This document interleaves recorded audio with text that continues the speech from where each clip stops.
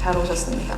저희가 아버지의 축복, 하늘 아버지의 축복이라는 주제로 지금 이제 2주간 했고요. 이제 마지막 오늘 마지막 시간인데 그 저희들이 2시간은 강의를 하고 또 마지막 시간에는 기도하는 그런 시간을 갖도록 하겠습니다. 자, 우리가 하늘 아버지의 축복 이것을 지금 계속해서 보고 있는데요. 우리가 처음에 제가 어떻게 이것을 시작됐는지 나눴고 1강은 아버지의 축복이란 무엇인가 이것을 했습니다. 그럼 축복이 뭡니까? 축복. 예, 말로 선포된 하나님의 내 삶에 선포된 앤드루 워먼 목사님의 정의는 내 삶에 선포된 하나님 아버지의 호의. 그게 이제 내 삶에 선포된 거고 또 제가 정의했던 것은 뭐냐면 정체성과 소명에 대한 예언적인 선포 이렇게 말씀을 드렸습니다. 그것이 축복이다 이렇게 말씀드렸고 또 하나는 이제 제가 누가 얘기했다는 건 말씀 안 드렸는데 저희 학교 선생님 중에 한 분이 성공을 위해서 이렇게 모든 것을 갖추어 주는 것 그것을 이제 축복이라고 말씀드렸잖아요. 성공을 위해서 이 사람이. 그러면서 제가 무슨 예를 들었냐면 스파이가 007이 어디 갈 때 그냥 미션만 주고 필요한 거 네가 다 알아서 가서 충당해라 이렇게 하지 않고 그 뭐 여러 가지 다 주잖아요. 막 저도 오늘 이렇게 이큐프트가 안 돼가지고 막 사모님께 이거 달라 저거 달라 막 이랬는데 그게 아니라 완전히 다 갖추어져가지고 그 사명을 이루는데 필요한 것들이 완전히 갖춰준 그런 상태. 예, 그런 것을 이제 저희가 축복이라고 했습니다. 그래서 사실은 이것을 깨닫고 이것이 나에게 진짜가 되면 어마어마하지 않겠습니까? 이것만이 이게 내가 이룰 사명을 이루는데 필요한 모든 것이 나한테 이미 충당됐다. 넘치도록 갖춰졌다. 사실 이것만 알면 참 어마어마하겠죠. 그래서 저희가 이제 그것을 했고요. 그 다음에 아버지의 축복이 그런 거였고 그리고 이제 아브라함의 축복, 아브라함의 이 축복이라는 것이 야곱이 그렇게까지 사기를 쳐가면서 목숨을 걸어가면서 야곱이 뭘 받길래 그거를 그렇게 갖기를 원했었나 그것을 저희가 아브라함의 축복을 통해서 했고 지난주에는 이제 그것이 그러면 하나님 아버지의 축복이란 이런 것이고 이것이 아브라함의 축복이라서 이렇게 야곱까지 이어져 내려왔는데 그것이 우리랑 무슨 상관인가? 그래서 제가 야곱과 에서 이 둘이 이렇게 복이 바뀐 거 있죠. 운명이 바뀌게 된 사건을 통해서 그것을 신성한 교환이라고 말씀드렸는데 그 사건이 우리 십자가에서 일어났다. 그것을 말씀드렸죠. 그래서 야곱이 에서의 것을 다 뺏어간 것처럼 우리가 우리는 뺏지 않았고 예수 그리스도께서 우리에게 다 주셨다는 것을 지난 시간에 말씀을 드렸습니다. 그래서 오늘은 그런 이제 체계적인 그런 것 가운데 오늘은 이제 제가 2가지 할 예정인데요. 우리 아버지는 그럼 누군가? 내 아버지는 진짜 누군가? 6강 받으신 교재 보시면 당신의 아버지는 누구인가? 저는 이랬었습니다. 이제 각 다 어떤 생각을 가지셨는지 모르겠지만 저는 이제 저희가 하나님 아버지라고 했을 때 하나님 아버지 이렇게 부르는 것이 우리 하나님 우리의 영적인 아버지이시고 내 육적인 아버지는 또 따로 있고 이런 이제 그런 어떤 그 상징적인 표현 이렇게 근데 나는 상징적인 표현이 아니었고 나는 진짜 하나님은 내 아버지라고 믿었다 이렇게 만약에 그렇게 생각하셨다면 저희가 첫 시간에 했던 그 비유 있죠. 예, 그 스티브 잡스가 내 아버지였을 때 느꼈던 그 느낌을 동일하게 가지셔야 돼요. 근데 그렇지 않다면 사실은 우리는 하나님 아버지를 진짜 아버지로 믿지 않는다고 볼 수 있어요. 그리고 뭐 너무너무 뛰어난 아버지를 가지고 있어가지고 인생이 너무 잘 풀리는 그런 사람 혹시 주변에 계세요? 아버지가 너무 뛰어나가지고 별 노력 없이 인생이 막 풀리는 사람을 보고 조금이라도 나는 왜 이런 마음이 든다면 우리는 진짜 하나님이 내 아버지로 믿지 않는 거예요. 상징적인 거예요. 상징적. 그래서 뭐 당신 아버지는 누굽니까? 뭐 당연하지 하나님이지 이렇게 우리는 얘기하는데 이게 어떤 학습된 정보가 아니라는 거죠. 그냥 우리가 교회에서 학습된 정보로 예 하나님 우리 아버지 가르도키에 하나님이 우리 아버지 이런 정도가 아니라 진짜 나의 내면으로 하나님이 내 아버지라고 내가 믿는다면 여러분 믿음은 다 반드시 감정에 따라옵니다. 그리고 감정을 너무 이렇게 치부하는데 믿는 것엔 감정이 따라옵니다. 예, 믿는 것엔 감정이 따라오죠. 저희가 오전에 비가 왔는데 제가 비가 이렇게 쨍 하고 개일 것을 알고 믿었다면 거기에 대한 감정이 있겠죠. 야, 비 부슬부슬 잘도 오네. 조금 있다는 쨍 하고 밝을 거야. 너무 기쁘겠죠. 근데 막 비가 개게 하여 주시옵소서 그러고 아직 그런 느낌이 없다면 사실 믿지 않는다고 보면 됩니다. 그래서 우리 하나님이 우리 아버지시라는 것을 우리가 믿어야 되는데, 자, 그것을 제가 좀 나눠볼게요. 자, 하나님이 우리의 유일한 1번 유일한 아버지, the father인데, 여러분 의의 본성에 대해서 많이 배우셨죠? 의의 본성. 지난번에 제가 로마서 5장을 가지고 은혜 안에 왕노릇할 때 의를 통해서 왕노릇한다에 대해서 말씀을 드리면서, 우리가 왜 은혜를 구한다는 말은 제가 이렇게 강구한다는 게 아니라 추구, 은혜를 따라다니고, 내가 하나님 지금 우리에게 필요한 게 은혜입니다, 은혜를 주세요라고 당당하게 구하지 못하는 것은 이제 의의 본성이 부족한 겁니다. 이해가, 의의 본성에 대한 이해가 부족한 건데, 만약에 내가 하나님을 내 아버지라고 진짜 믿는다면 당연히 우리는 의의 본성을 가졌다는 걸 당연히 알았었어야죠. 하나님은 의로우시잖아요. 그건 뭐 사람이 자녀를 낳으면 사람이고, 말이 새끼를 낳으면 망하시는데, 의로우신 신이 자녀를 낳은 내가 그랬다면 우리가 의로운 본성에 대해서 이해가 당연히 있었어야죠. 근데 나는 하나님은 하나님이라고 아버지라고 부르면서 나는 여전히 죄의 의식이 있었다면 일단 하나님을 아버지로 모르시는 겁니다. 그렇지 않겠어요? 그래서 의로운 본성, 하나님의 본성이 내 안에 있다는 것이 우리나라에 이렇게 널리 전해지지 않았다는 것은 우리가 하나님을 아버지로 모르고 신으로 아는 거죠. 그냥 신적 존재, 유일하신 신적 존재로는 알지만 아버지로 진짜 아느냐, 상징적 아버지가 아니란 말이죠. 진짜 아버지라는 거예요. 그래서 그 요한복음 1장 12절에 보니까 영접하는 자, 곧 그 이름을 믿는 자에게는 하나님의 자녀가 되는 권세를 주셨으니 이는 혈통으로나 육적으로나 사람의 뜻으로 나지 아니하고 오직 하나님께로부터 난 자들이라, 이렇게 되어 있는데, 우리가 예수 그리스도를 영접하는 순간 이 모든 우리의 육적인 그거 있잖아요. 육적인 연결고리 이런 건 다 끊어집니다. 이 육적은 혈통 아니고요. 나는 그 순간 하나님께로부터 나는데, 여기 이제 몸으로부터라는 말이 이제 헬라어로 에크인데 에클레시아의 에크입니다. 어디로부터 나왔지? 좀 더 제가 말씀드릴게요. 자, 이 요한복음 1장 12절을 보면 가게에 흐르는 저주에 대해서 이제 대답이 되는 거죠. 여러분의 가게는 어딥니까?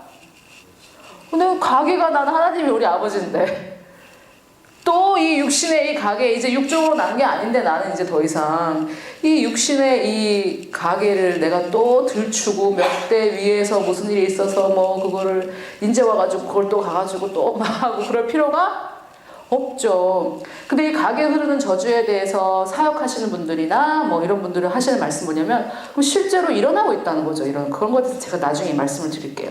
실제 이런 일이 있어요. 가게에 흐르는 저주가 있는 것과 같은 상황들이 있어요. 뭐 아버지가 그런데 사로잡혔을 때 딸도 뭐 그러고 자녀들도 그러고. 그래서 실제 그런 일이 일어나니까 이제 가게에 흐르는 저주를 끊고 그러지 않겠어요? 실제 없다면 끊지 않겠죠. 그런데 먼저 제가 진리는 우리는 어떤 가게입니까? 하나님으로부터 내려왔고, 이게 상징적 표현이 아닙니다. 뭐 아담이 누구를 낳고 이래가지고 우리가 온 게 아니라 우리는 직속으로 하나님입니다. 하나님은 손자가 없잖아요. 그죠? 그래서 뭐 14대가 어떻고 뭐 이래가지고 계속 몇 대 손 이래가지고 우리가 딱 이게 육적인 라인을 우리가 보는 거 아니에요? 근데 우리는 2대입니다. 2대. 3대는 아무도 없어요. 하나님 다음에 나. 이 하나님의 DNA와 유전자를 우리는 가졌습니다. 실제로 하나님의 자녀라고 offspring이라고 했을 때 사도행전에서 너희는 하나님의 자손이다, 이렇게 소생이다, 소생으로 번역된 이 단어는 지나스라는 단어로 유전자란 뜻이에요. 유전자. 하나님의 유전자가 있는 겁니다, 우리에게. 어디 있노? 이러고. 요즘에 과학에서 미국에서 이렇게 막 좀 히트쳤던 DVD인데요. 우주를, 어썸 갓인가 뭐 하여튼 그런데 우주를 멀리서 이렇게 보잖아요. 실제로 찍었는데 우주를 멀리서 보면은 은하계 말고요. 이 전체 우주를 멀리서 보면 예수님이 십자가를 지신 모습이 보입니다. 이렇게 십자가 모습이 보여요. 그 실제로 제가 봤어요. 그 DVD를. 근데 그것만 그런 것이 아니라 우리 몸 안에 그 단백질 무슨 뭐 제가 다 까먹었는데요. 제가 영어로 들어가지고 다 까먹었어요. 그뭐 이름이 있는데 우리 몸 안에 유전자의 단백질 속으로 계속 들어가가지고 우리의 가장 작은 그걸 보면요. 그 멀리서 우주에서 본 그거랑 똑같은 그림이 우리 안에 세포 안에 있어요. 십자가 모양으로. 그래서 그것을 단백질 그림으로 보면 딱 정 십자가인데요. 실제 모습을 보면 진짜 사람이 이렇게 하고 있는 거고 똑같은 모습인데 그 우리 몸 안에 있는 그 제일 작은 단백질 그 원자의 모습인데 그게 우주 전체의 모습이에요. 그러면서 이걸 연구하신 그 목사님이 예수 그리스도께서 이 만물을 붙잡고 계시고 뭐 그 있잖아요. 골로새서의 말씀을 가지고 딱 마무리하는데 눈으로 보는 거죠 우리가. 너무 멋있더라고요. 그래서 실제로 우리 안에 그게 있습니다. 우리 몸 안에 있고요. 또 어떤 분은 이건 뭐 제가 막 주장할 수는 없지만은 우리 그 유전자 그게 뭡니까 줄기세포 있잖아요. 막 이렇게 된 거를 보면 이제 다 그 야곱이 봤던 사다리에 막 오르락내리락 하고 뭐 그런 거 있잖아요. 그런 거랑 비교하면서 과학으로 막 비교하면서 막 이렇게 하시는 분들이 계세요. 근데 일단 과학이 증명했다고 하나님의 말씀이 진리가 아니고 하나님의 말씀 진리예요, 진리. 그래서 우리는 우리의 유전자 안에 하나님의 유전자가 있습니다. DNA에 우리의 DNA가 하나님의 DNA입니다. 우리는 하나님에게 바로 DNA를 받았습니다. 그게 바로 하나님이 나의 아버지라는 뜻이에요. 이게 무슨 상징적 표현이 아닙니다. 그래서 제가 미국에서 기름값이 우리보다 반 이상을 싼데 어디 멀리 가면 다들 기름값 때문에 못 가겠다 해서 괜찮다 내가 데려갈게 이랬어요 제가. 그래서 우리 아버지가 세상에서 제일 큰 주유소 사장이야. 그랬더니 그래? 어느 주유소? 근데 일단 우리 한국 기름값의 반보다 싸거든요. 그러니까 뭐 너무 싸잖아요. 근데 그 사람한테는 비싼 거예요. 그러니까 이게 다 그냥 개념입니다. 개념. 똑같은 돈을 내는 거잖아요. 그래서 뭐 내 차 타고 가자. 그래서 그렇게 얘기하면 이제 약간 좀 상징적인 말로 제가 한 줄 믿어요. 전 상징적으로 한 게 아니에요. 진짜 내 아버지가 저는 진짜예요. 상징적인 말이 아니었습니다. 저는. 그래서 이렇게 다들 이제 좀 재수가 없네 이런 표정으로. 그래서 이 아버지 진짜 그렇게 믿느냐는 거죠. 나는 내 하나님이 내 아버지고 진짜 그렇게 믿느냐는 거죠. 그래서 백화점에 가실 때 내 옷장에 들어가는구나 이렇게 생각하셔야 돼요. 내 옷장이에요. 그 내 집에 내가 다 갖고 있기 귀찮으니까 내 옷장이에요. 실제로 전 상징적으로 말하는 게 아니에요, 여러분. 진짜예요. 저는 제 옷장이에요. 그거 어떻게 다 그걸 관리를 내가 하겠어요. 다 알아서 다 관리해 주잖아요. 다 관리해주고. 돈은 여러분 돈 있잖아요. 돈은 훌륭한 종이지만 악한 주인입니다. 돈을 주인으로 모실 때는 악해요. 돈을 종으로 부릴 때는 너무 훌륭한 종이죠. 돈은 엄청난 티켓이에요. 이 티켓만 딱 주면 바꿔오는 거예요. 물물 교환. 이렇게 생각하셔야 돼요. 개념을 그렇게 가지셔야 돼요. 그래서 뭐 식당은 내 주방이에요. 주방. 가난한 사고방식이 아직 있냐 없냐 그걸 어떻게 보냐면 이제 메뉴를 안 보고 가격을 보시면 난 아직도 메뉴를 봐야죠. 뭘 먹고 싶은지 그걸 봐야죠. 내가 먹고 싶은 게 제일 쌀 수도 있지만 가격으로 정하시는 게 아니잖아요. 옷도 내가 마음에 드는 색깔을 봐야지 왜 가격표를 저희 학교에 3학년 때 이렇게 오시는 목사님이 한 분 계신데 저희 3학년들 훈련하시는 이제 목사님인데 연세가 많으신데 이렇게 주류 사업을 하시다가 은혜를 받으셔가지고 목사님이 되셨어요. 근데 사업할 때는 뭐 돈이 많다가 이제 돈이 없으니까 막 그랬는데 이분은 예수님을 믿자마자 성령의 음성 굉장히 빨리 들으셨더라고요. 그래서 이렇게 백화점 우리나라로 치면은 몰인데 백화점 같은 데 가라 그러시대요.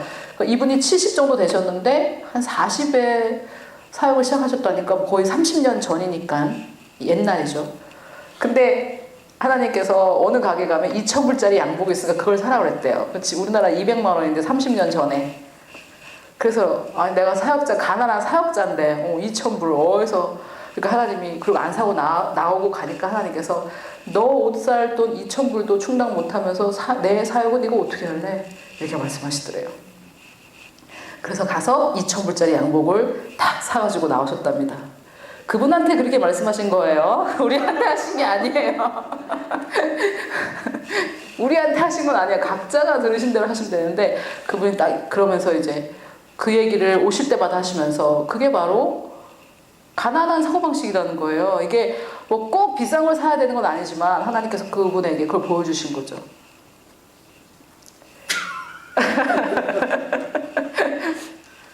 그래서 그 생각을, 이게 우리 그 성경에 보면 어떻게 변화되냐면 생각을 새롭게 함으로 변화되는 거잖아요. 지금도 우리가 이거 하는 게 생각을 새롭게 하는 건데, 그 생각을 하시면서 생각을 새롭게 하는, 제가 어저께 이렇게 산책을 하는데 동네가 너무 아름다운 동네를 산책하는데, 제가 제 마음에 옛날에는 난 이런 데 언제 살지 막 이렇게 하면서 산책을 했어요. 미국에서 너무 아름다운 데가 많으니까. 근데 어제는 제가 내가 고르기만 하면 살 수 있는 데가 이렇게 많구나. 하나님께서 나의 형제 자매들에게 방을 하나씩 다 주셨구나, 우리 아버지가. 그런 생각이 저절로 들어요. 이제 그게 뭐 제가 그 집이 소유를 해서가 아니라 생각이 바뀐 거죠. 생각을, 진짜 우주의 아버지가 내 아버지고, 우리 목사님께서 좋은 일이 일어나면 내 형제에게 좋은 일이 일어난 거죠. 내 가정에 정말 그렇게 보셔야지, 왜 나는 이런 일 그러면 이제 아직 개교회주의가 왜 나왔겠어요? 아버지 하나님을 모르기 때문에 나오는 겁니다. 자, 여기서 보면 헬라어, 너무 민감한 얘기를 하면 안 되니까, 헬라어 에크가 뭐냐면 에클레시아에 나온 단어인데요. 이게 제가 하루 동안 한 강의인데 시간 없지만 그래도 한번 해볼게요. 마태복음 16장 15절에 보면 이제 교회를 주님께서 세우시는 과정에 이 말이 나옵니다. 이르시되 너희는 나를 누구라 하느냐? 시몬 베드로가 대답하여 이르되 주는 그리스도시요 살아계신 하나님의 아들이십니다. 자, 이게 뭐냐면요, 예수님이 베드로에게 나를 너는 어떻게 알고 있냐 했더니 베드로가 정답을 말했어요. 예수님이 누군지 알았어요. 근데 너무 신기하죠. 이 예수님을 정의할 때 당신은 이런 사람입니다 라고 정의하지 않고 하나님과의 관계로 정의를 하죠. 우리의 정체성을 하나님하고 관계로밖에 정의할 수가 없습니다. 그냥 정의될 수는 없어요. 남자, 몇 세, 누구 이렇게 정의될 수는 없어요. 예수님마저도 베드로에게 막 칭찬한 말이잖아요. 베드로가 정답을 얘기했잖아요. 근데 베드로가 뭐라 그랬냐면은 당신은 하나님의 아들이다고 얘기하니까 예수님께서 흡족해 하셨거든요. 정답이에요. 그래서 예수님의 정체성도 하나님하고 관계에서 정의가 됩니다. 놀랍죠? 이거를 베드로가 알았어요. 그랬더니 예수께서 대답하여 이르시되 뭐라 그러냐면 바요나 시모나, 요나의 아들 시모나, 이런 거예요. 저를 한번 보시죠. 지금 이제 베드로하고 둘이 대화하는데 베드로가 예수님한테 당신은 하나님의 아들 그랬더니 예수님이 뭐라 그러냐면 너 시몬 너는 요나의 아들이구나 이렇게 얘기하신 거예요. 바요나란 말이 요나의 아들이라는 뜻이거든요. 그래서 이게 말하자면 이제 주고받은 거죠. 예수님 하나님의 아들이시군요. 그래 너는 요나의 아들이구나. 이거는 육적인 이 사람의 정체성입니다. 육적인 정체성인데 이게 얼마나 우리가 아버지가 중요하냐면 예수님도 이 요나를, 이 시몬을 뭐라고 정했어요? 요나의 아들. 아버지가 너무 중요한 거예요. 누구의 아들이라는 것은 너무 중요한 개념입니다. 그래서 예수님이 바요나 시몬아 네가 복이 있다. 이를 너에게 알게 한 것은 혈육이 아니요 하늘에 계신 내 아버지시니라. 그러고 이제 끝났으면 우리는 소망이 없어요. 바요나 이러면 우리는 이제 누구의 자녀 누구 이러면 이제 우리는 육신의 자녀이기 때문에 소망이 없는데, 내가 너에게 이르노니 너는 베드로라, 작은 돌이란 뜻이죠. 베드로라. 내가 이 반석 위에, 이 반석이 베드로가 아닙니다. 이 반석은 큰 바위산을 말하기 때문에 베드로는 페트로고요. 반석은 페트라예요. 그래서 달라요. 그래서 이 베드로의 고백 위에 교회가 세워지는 것도 아니고 뭐 그것도 비슷하게 생각할 수 있지만 베드로가 아니고요. 이 큰 바위에서 이렇게 나온 게 베드로예요. 그러면서 너는 베드로구나. 이제 내가 너를 베드로로 부르겠다. 그래서 나는 이 반석 위에 내가 교회를 세우겠다. 이렇게 말씀하셨거든요. 여기까지 이해되십니까? 자, 이 교회가 에클레시아인데 에크가 밖으로 오고 레시아는 이제 뽑아낸 사람들의 모임이란 뜻입니다. 그래서 이 큰 바위가 있으면요. 자, 이사야를 읽으면 더 이해가 쉽습니다. 이사야 51장 1절 의를 따르며 여호와를 찾아 구하는 너희는 내게 들을지어다. 너희를 떠낸 반석과 너희를 파낸 우묵한 구덩이를 생각하여 보라. 이게 무슨 말이냐면요. 이런 말이에요. 여기서 나온 이 반석은 이거를 이제 셉터진에 보면 그리스어로 번역한 구약 성경에 보면 페트란으로 되어 있습니다. 그러니까 반석이랑 똑같은 말인데요. 이런 겁니다. 이 큰 바위산이에요. 돌멩이가 아니고 암벽타기 하는 그런 바위 있죠. 그런 거예요. 반석이라고 그래가지고 우리는 바위를 생각하는데 그렇지 않고 암벽타기를 할 만한 그런 바위산. 근데 너희를 떠낸 반석과 너희를 파낸 우묵한 웅덩이를 생각하여 보라. 자, 여기서 이렇게 떠냈습니다. 떠냈어요, 요만큼을. 그러면 얘가 여기 밖으로 이렇게 나와 있겠죠? 나와 있겠죠? 그러면서 지금 이제 이사야가 뭐라 그러냐면 너희를 떠낸 요 반석을 보라. 너희를 파낸 요 우묵한 구덩이를 보라. 이 말을 하는 거예요. 무슨 말을 하는 거예요? 너의 근원을 봐라 이 말이에요. 베스킨 라빈스에 갔어요. 갔는데 이 아이스크림은 무슨 아이스크림이지? 그럼 우리 가지고 가가지고 그만큼이 떠져 있는 그걸 보고 이름이 뭔지 보시면 되잖아요. 초콜릿이 다 비슷한데 초콜릿 종류가 여러 가지인데 이건 뭐지? 그걸 가가지고 딱 껴봤더니 그게 딱 들어가요. 그러면 그거랑 똑같은 종류죠. 그 얘기를 하고 있는 거예요 지금. 그러면서 반석은 도대체 뭐냐? 여러분 다윗이 수도 없이 하나님에게 나의 반석이시오 이런 거 들어보셨죠? 반석 딱 치면은 그냥 다윗이 거의 한 20번 정도 하나님을 반석, 나의 반석, 여호와는 나의 반석이시오 엄청나게 얘기합니다. 그러면 하나님이 우리의 반석이신 거예요. 그죠? 근데 너희는 어디서 떠냈다는 거예요? 어디서 떴다는 거예요? 이 반석에서 너를 떠냈다는 거예요. 그러면 이게 하나님이고 이게 나예요. 그럼 나는 어디서 나왔습니까? 하나님에게로부터 나왔죠. 여기서 나왔죠. 이렇게 out of라는 말인데요. 이게 에크예요. 헬라어로. 여기서 나왔어요. 그러면서 또 그 다음 구절에 있는데 여러분 엄마 뱃속에서 나왔습니까? 하나님에게로부터 나왔습니까? 하나님께로부터 나왔어요. 그래서 예수님이 요 얘기하는 거예요. 지금 이사야 51장 1절 얘기하는 거라고 저는 믿어요. 너는 베드로라. 페트로라. 너는 페트로. 근데 나는 이 반석 위에 교회를 세운다. 이 말이에요. 나 위에 내가 교회를 세우겠다. 이 말이에요. 여기다가 어떻게 세웁니까? 베드로의 고백 위에. 아무리 베드로의 고백이 멋있어도 사람의 고백입니다. 그래서 우리는 다 페트로예요. 베드로. 우리는 요거. 하나님은 이 반석이시고.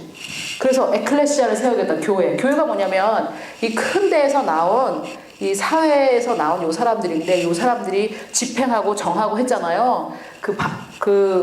보아스도 보면 성문에 앉아가지고 도시의 그 게이트 위에 그 성문 위는 아니고 성문에 앉아서 결정하고 다스리고 유력한 자였잖아요. 그런 사람들의 모임을 이제 교회라고 부르겠다 이 말이에요. 그래서 교회는 사실 그냥 모임이 아닙니다. 그냥 모임이 아니고요. 리더들이 모여가지고 이 사회의 모양을 정하고 집행까지 하는 그런 어마어마한 단체입니다. 그것을 내가 세우겠다. 이 비유를 들면서 이제 예수님이 말하신 거거든요. 그러면 자, 우리는 어디서 나왔습니까? 하나님께로부터 나왔어요. 그러니까 나는 하나님적이죠.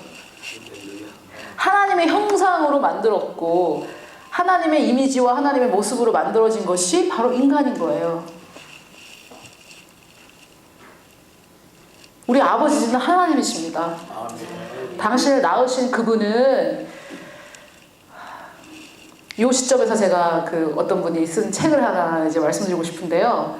이거는 이제 그분이 천국 가셔서 보신 거기 때문에 성경에 나온 건 아니에요. 근데 저는 이제 동의가 되더라고요. 이분이 여자분인데 이렇게 그 입양되기 전에 이렇게 대리모 있죠, 대리모. 그거를 하셨던 분인데, 자녀가 뭐 하나인가 둘인가 이렇게 있었대요. 근데 천국을 딱 갔는데 어린 아이들이 막 이렇게 놀고 있더래요. 그래서 예수님께서 뭐라 그러시냐면, 그 너가 대리모 했던 그 아이 있지? 예, 그랬더니 사실은 나는 그 아이를 너의 몸을 통해서 세상에 보내려고 했다. 그 아이를. 근데 네가 애를 더 낳고 싶어 하지 않았기 때문에 어쩔 수 없이 내가 그 집을 보냈어야만 했다. 근데 그 집은 어떤 집이냐면 그 자기 이웃인데 너무 그 역기능적인 가정이었대요. 그래가지고 이제 애를 더 이상 키울 수 없어서 자기가 대리모를 했다가 입양을 시켰는데 이제 예수님께서 그렇게 말씀하셨대. 이거는 이 사람이 본 환상입니다. 성경에 나온 얘기는 아니고요. 근데 제가 그 얘기를 딱 들을 때 그 책을 누가 읽고 저한테 말씀해 주시는데 그런 것 같아요. 우리가 다 빛들의 아버지, 하나님 빛들의 아버지시고 우리가 영이었는데 이 땅에 보낼 때 누군가 육신을 통해서 보내셔야 되잖아요. 그죠? 그래서 우리를 위해서 선택하신 그 분이지 진짜 우리의 아버지는 하나님이시란 말이에요. 그렇다면 우리가 의로워야 되죠. 하나님이 하시는 기적을 우리가 행해야 맞고. 그래서 얼마나 나는 하나님과 나를 동일시 여기냐는 거죠. 해긴 목사님이 예언하신 것도 있어요. 마지막 때가 되면 자기를 하나님으로 의식하는 신적 존재지 더 갓 말고요. 바로 그 하나님 말고 자기를 신적 존재로 인식하는 사람들이 많이 나올 것이라고 예언하신 것도 있어요. 그래서 뭐 그거 가지고 또 막 뭐라 하는데 그거 뭐라 할 것도 없죠. 시편에 나왔잖아요. 너희는 신들이다. 성경에 나왔잖아요. 그 얼마나 나를 하나님적으로 인식하느냐. 너무 중요하죠. 그래서 우리 하나님, 우리는 아버지는 하나님이십니다. 또 요한일서 4장 17절에 제가 너무 좋아하는 그 구절인데, 주께서 그러하신 것 같이 우리도 세상에서 그러하니라. 너무 당연하죠. 말이 새끼를 낳으면 망아지가 돼가지고 뭐 똑같이 말처럼 되겠죠. 주님이 그러하신 것처럼 내가 이 땅에서 그러하다는 것은 바로 내가 하나님의 진짜 자녀라는 말이죠. 우리는 하나님의 자녀입니다. 하나님만 우리의 아버지가 되십니다. 이것만 잘 붙잡으면 뭐 나머지 이걸 모르기 때문에 우리가 했었던 쓸데없는 행동이 너무 많은 거예요. 가게에 흐르는 저주도 끊어야 되겠고 뭐 이것도 해야 되겠고 너무 할 게 많아요. 이 진리를 모르니까. 그래서 이 진리를 붙잡으시면 좋겠습니다. 하나님만이 우리 유일한 아버지고 육신의 아버지가 우리 아버지가 아니다 이렇게 말씀을 드렸는데 그런데 우리 하나님께서 우리의 인간의 연약함이 있잖아요. 인간의 연약함이라는 게 있습니다. 그래서 그런 것들을 위해서 그리스도 안에 아버지들을 주셨습니다. 예, 그래서 제 육신의 아버지가 그리스도 안에 있는 제 아버지 역할을 할 수도 있어요. 그럴 수도 있는데 그리스도 안에 있는 이제 아버지들을 주셨죠. 그래서 제가 사실은 첫 시간에 나눴던 간증을 지금 이제 강의로 설명을 하는 건데 저도 그런 경험을 먼저 하고 제가 나중에 공부를 해보니까 그러더라고요. 그래서 그 나를 그렇게 축복하고 하셨던 분은 이 그리스도 안에 있는 나의 아버지들이었구나. 이걸 이제 나중에 알은 거죠. 그래서 우리는 제가 간증 나눴듯이 어떤 이제 우리의 육이 있고 우리의 혼이 있기 때문에 이 혼과 육이 이해할 수 있게 축복을 전달해주는 것도 좋습니다. 왜냐면 지금 제가 한국말 하고 있잖아요. 우리 영은 한국말이 필요 없잖아요. 그래서 우리가 뭐 영적으로 뭐 이렇게 영을 강조하지만 사실은 우리는 혼으로 이해하고 알아듣고 있는 거고 우리 육과 혼이 있습니다. 그래서 이 그리스도 안에 있는 아버지들을 이제 주님께서 주셨습니다. 그래서 이 우리의 유일하신 아버지, 이 하나님의 축복을 흘려보내는 자들입니다. 이분들이. 그래서 말씀에는 제가 말씀에서 찾은 것은 이런 건데요. 마태복음 12장 47절에 보니까 예수님께서 어떤 집에 계실 때 한 사람이 예수께 여짜오되 보소서 당신의 어머니와 동생들이 당신께 말하려고 밖에 서 있나이다. 그래서 이제 예수님 가족이 와서 지금 기다리고 계십니다. 엄마랑 동생들이 와서 기다리고 계십니다. 이렇게 얘기를 한 거죠. 말하던 사람에게 대답하여 이르시되 예수님께서 누가 내 어머니며 내 동생들이냐? 손을 내밀어 제자들을 가리켜 이르시되 나의 어머니와 나의 동생들을 보라. 누구든지 하늘에 계신 내 아버지의 뜻대로 하는 자가 내 형제 자매요 내 어머니라 하시니라. 그러니까 이것도 예수님이 무슨 상징적으로 얘기하신 게 아니에요. 그냥 이제 여기 모든 분들은 저의 형제님이고 저는 자매님입니다 이렇게 얘기하신 게 아니에요. 예수님께서 지금 이제 저가 이렇게 예를 들어서 지금 강의를 하고 있는데 밖에 저희 엄마 아빠가 이렇게 와 계시잖아요. 그럼 이제 우리 집사님이 전사님 부모님이 와 계신데요. 그런데 제가 누가 저의 부모님입니까? 그러니까 예수님을 저희가 혼적으로 이렇게 육적으로 이해하면 뚱딴지 같은 소리를 너무 많이 하신 거예요. 그러니까 우리가 이 준비가 안 되니까 이해가 안 되는 거죠. 예수님 말씀이. 누가 내 엄마 아빠입니까? 여기 계신 분들, 하나님의 뜻대로 하는 분들이 저의 어머니며 저의 아버지십니다. 제가 딱 그러면 뭐야? 그러면서 저희 부모님은 시험 들고 그러겠죠. 근데 지금 예수님께서 그렇게 말씀하신 거예요. 그래서 예수님께서 가끔 이제 냉정하게 보이실 때가 있잖아요. 아까 제가 말씀드렸던 수로보니게 여인에게도 내가 왜 자녀들에게 줄 걸 걔들에게 주냐. 그래서 예수님은 유대인들에게 오셨잖아요. 유대인의 왕으로. 저희가 그런 이제 그 지식을 이해하면 되는데 그렇게 하기 전에는 도대체 밖에 엄마가 기다리고 계신데 이런 말씀 하시다니. 예수님이 이 말씀 하신 거예요. 누가 나의 혈육이냐. 하늘에 계신 내 아버지 뜻대로 하는 자들이 내 형제요, 내 자매요, 내 어머니다. 그래서 하나님의 뜻대로 하는 분이 계십니다. 하나님께서 우리 그리스도의 몸 안에 내 아버지를 두셨습니다. 내 믿음의 아버지를 두셨고 그분들을 통해서 진짜 하나님이 우리에게 흘러보내시기 원하셨던 아버지의 축복을 그분들을 통해서 흘러보내십니다. 근데 내가 다니는 교회는 그런 분이 한 분도 없다. 그래도 괜찮습니다. 우리가 믿음으로 하나님의 복을 취할 수 있어요. 믿음으로 하나님의 복을 취하시면 되는데 우리가 이제 믿음이 우리가 온전하게 이루면 괜찮죠. 근데 우리가 온전하게 이루지 않았을 때는 서로 사람의 도움을 받고 그렇게 하는 거죠. 자, 고린도전서 4장 15절에 보니까 그리스도 안에서 일만 스승이 있으되 아버지는 많지 아니하니 그리스도 예수 안에서 내가 복음으로 너희를 낳았음이라. 이게 사도 바울이 한 말인데요. 일반적으로 볼 때 일반적인 어떤 이제 자녀가 있는 육신의 아버지하고 세상의 선생님들 있죠. 세상의 선생님들 중에 선생님이 많을까요? 자녀가 있는 아버지가 많을까요? 다시 한번 생각해 보세요.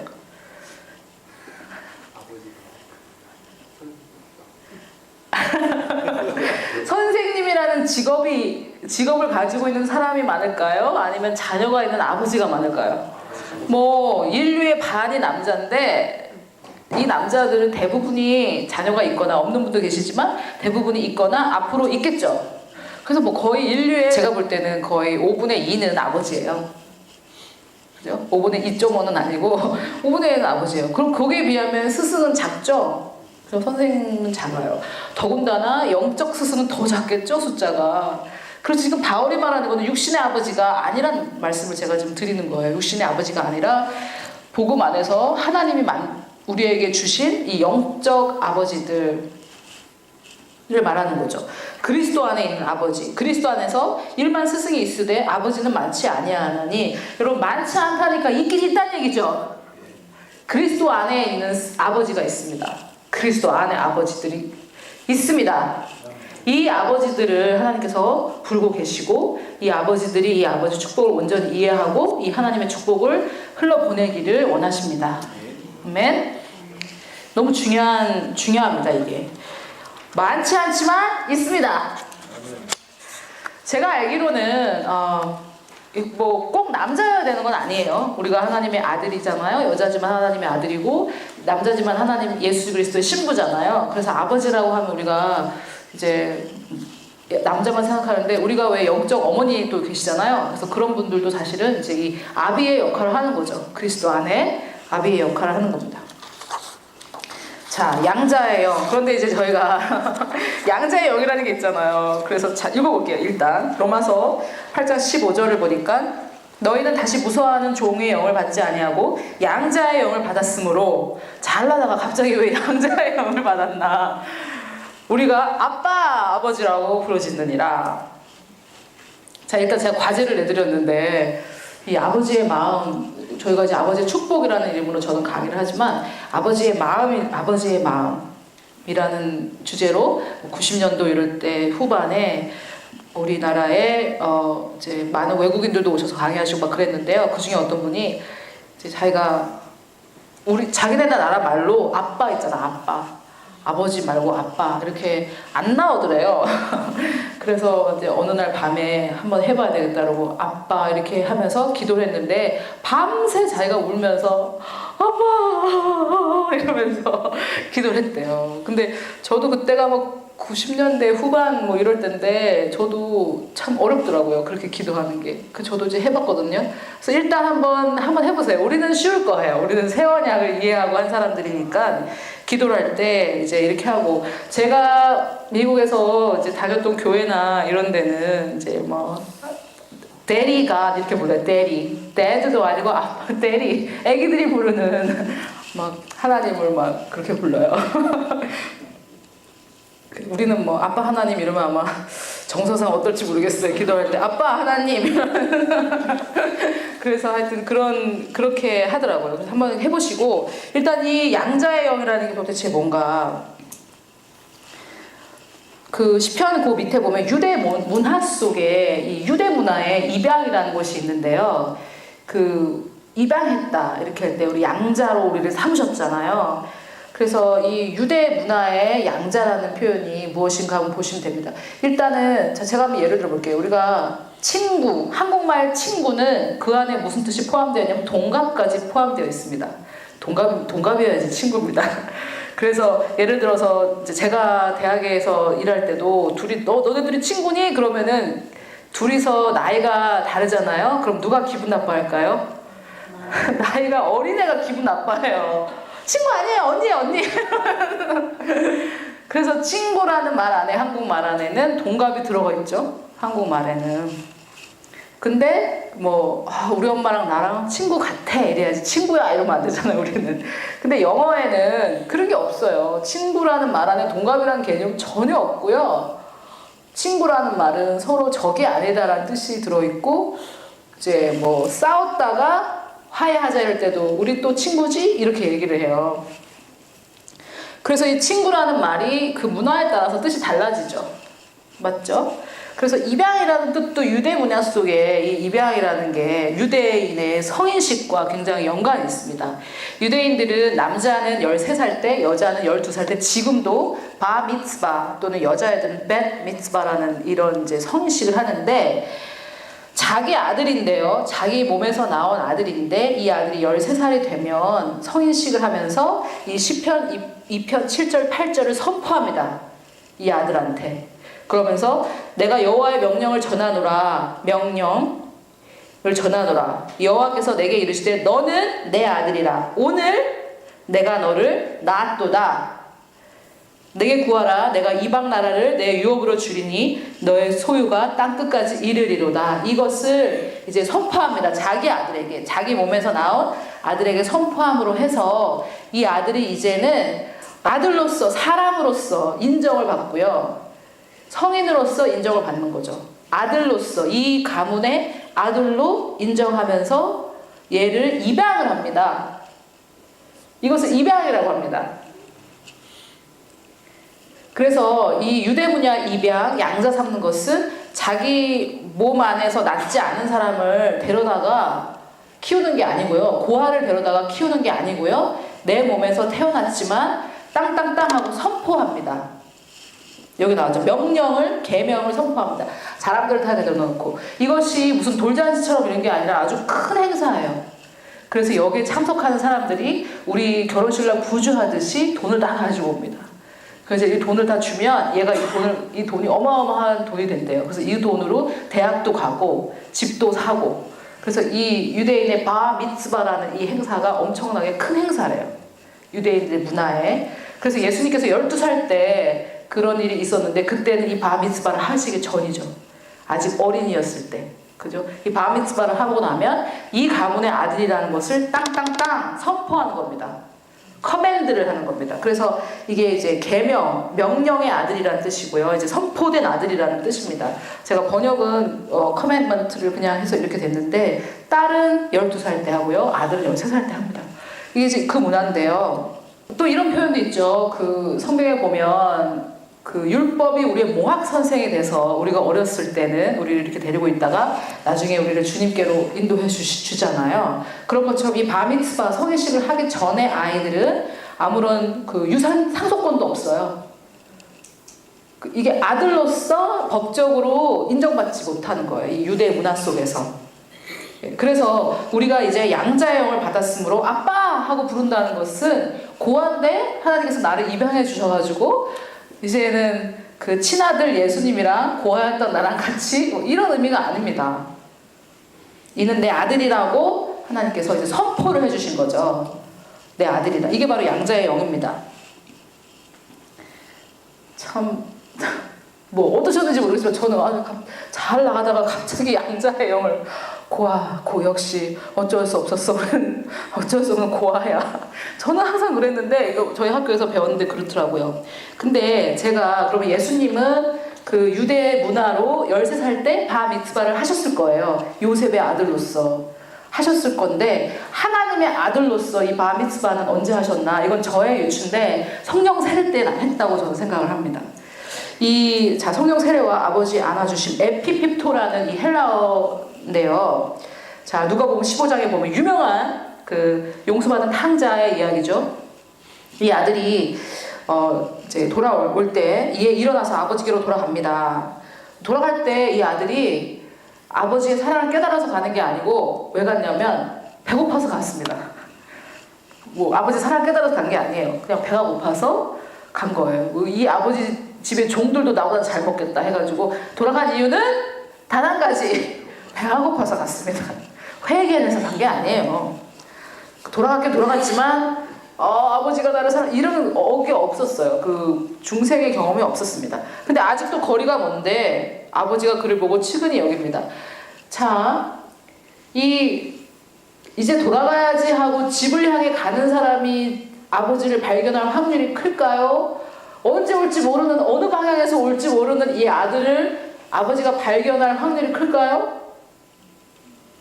언제 올지도 모르고 어느 방향에서 올지도 모르는데 이 아버지가 아들을 먼저 발견한다는 건 거의 뭐 매일 기다렸다는 얘기죠. 매 순간.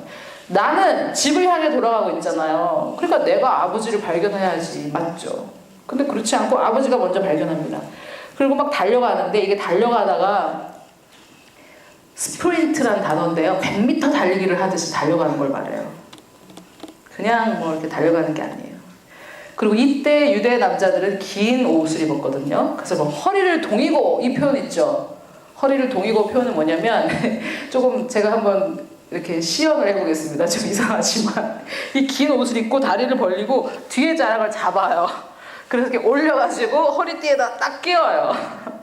얼마나 이상하겠어요. 이게 긴 옷을 뛸 수가 없잖아요. 이게 뛰어야 되는데 이제 경주를 해야지 이러고 뛰는데 이게 옷이 치마가 기니까 이 뒤에 거를 잡아다가 다 올라오겠죠. 반바지가 되는데 이 앞에 뒤에서 잡은 이 앞자락을 허리띠에다가 딱 끼는 것을 그 성경에 허리를 동이고 그게 그 표현이에요. 그러면 이 아버지가 부자인데 더군다나 이렇게 100m 달리기 하듯이 달려가려 했으면 그렇게 했겠죠. 벌써 참 아들한테 가기 위해서 추한 모습을 했죠. 그리고 목을 안고 입을 맞추는데 이 목을 안았다는 게 뭐냐면 fell on인데요. 이렇게 막 확 안은 겁니다. 목을 이렇게 안았다는 것이 그냥 이렇게 허그를 한 게 아니라 그 아들에게 이렇게 딱 목을 안은 거죠. 근데 이게 에피피토인데 요게요. 사도행전 11장 15절에 또 나옵니다. 요 단어가 내가 말을 시작할 때에 성령이 그들에게 임하시기를 처음에 우리가 한 것 같이 하는지라 하고 베드로가 이제 이방인이 성령 세례를 받은 것을 얘기한 거거든요. 내가 이방인들에게 가가지고 막 전하는데 말할 때 성령님이 거기 임하시더라. 우리가 처음 우리에게 임하신 것처럼 임하시더라. 이 얘기를 베드로가 하는 거예요. 근데 이 임하셨다는 표현이랑 이 아버지가 용서받은 탕자를 이렇게 아는 그거랑 똑같은 표현입니다. 그래서 제가 이 두 구절을 놓고 볼 때 이 아들이 아버지를 오해했던 이 아들이 자신의 바닥을 치고 돌아와서 참된 아버지를 만나잖아요. 그때 아버지 사랑이 임하죠. 그 아버지의 사랑이 임하고 또 우리가 예수님을 믿고 성령을 받을 때 똑같은 단어예요. 그래서 저는 이 아버지 축복이 언제, 이건 저의 유추입니다만 저는 이 아버지 축복은 우리에게 언제 임했나. 저는 성령 세례를 통해서 우리에게 이미 임했다고 저는 생각합니다. 이게 저희 믿음의 아버지들이 선포할 때 임하는 것이 아니라 믿음의 아버지들이 선포할 때는 우리 영에 이미 있는 것이 이제 표출이 되는 그런 거고, 우리에게 임한 것은 성령 세례를 통해서 임합니다. 성령 세례를 통해서 임한다고 제가 믿는 이유는 마태복음 3장 16절에 보면 예수께서 침례를 받으시고 곧 물에서 올라오실 때 하늘이 열리고 하나님의 성령이 비둘기같이 내려 자기 위에 임하심을 보더니 하늘로부터 소리가 있어 말씀하시되 이는 내 사랑하는 아들이요 내 기뻐하는 자라. 그 하나님이 선포하시죠. 이게 저는 예수님께서 받으신 하나님으로부터 받은 바미츠바라고 생각을 해요. 13살 때는 유대인의 아버지에게, 자기가 육신의 아버지에게 받은 성회식이 성령 세례 때 일어난다고 저는 생각합니다. 그래서 아버지가 선포를 하는 거죠. 내 아들이다. 땅땅땅. 선포를 하는데 그것이 우리에게는 언제 일어나느냐. 성령 세례를 받을 때 저는 일어난다고 개인적으로 믿고 성령 세례는 너무 중요하다고 생각합니다. 제가 성령 세례를 저는 언제 받았는지 사실 잘 몰라요. 저는 이렇게 뭐 이렇게 잘 배워서 받은 게 아니라 성령 세례를 이렇게 저는 왜 소가 뒷걸음치다가 쥐를 잡듯이 하나님 너무 감사하죠. 제가 미국 가서 배워보니까 저희 학교는 성령 세례를 중요하게 생각하고 방언을 중요하게 생각해요. 그래서 성령 세례는 이제 막 주여 이러고 받는 게 아니고 그냥 예수님 영접하듯이 하는 거라고 해서 이제 성령 세례를 받고 하는데 제가 이렇게 구해야 받는 거예요. 구해야. 근데 제가 이렇게 돌아보니까 아, 내가 어느 순간에 정말 소 뒷걸음치듯이 구했고 그때 임했구나. 그래서 저는 정확하게 언제 받은지 모르겠고 이제 방언은 언제부터 했는지 알아요. 근데 성령 세례를 내가 정확하게 언제 받았는지는 잘 모르겠습니다. 근데 성령 세례를 받아도 이제 내가 방언으로 성령 세례의 능력을 사용하지 않았기 때문에 그렇게 뭐 마음에 뜨거운 건 있었지만 크게 변화는 없었고 방언으로 기도하면서 삶이 많이 변했던 것 같아요. 근데 이제 지금 제가 이렇게 성경을 쭉 공부를 하니까 아 그때 그런 일이 나에게 일어났었구나 뒤에서 제가 이렇게 확인을 하는 거죠. 근데 이 성령 세례가 임할 때 저는 하나님 아버지의 이 아버지의 축복이 같이 임한다고 저는 믿습니다. 아멘. 그래서 이런 것들을 이제 우리가 모르고 성령 세례를 해도 귀하지만 이제 알고 하시면 정말 중요하겠죠. 자, 그래서 이것이 바로 저희가 아버지 축복을 하나님 아버지의 축복을 받은 시점이고 또 우리가 이 그리스도의 몸 안에서 아비로 사람들에게 축복을 할 수 있습니다. 그래서 어떤 말로 축복하면 좋은지 나중에 또 좀 배우도록 할게요.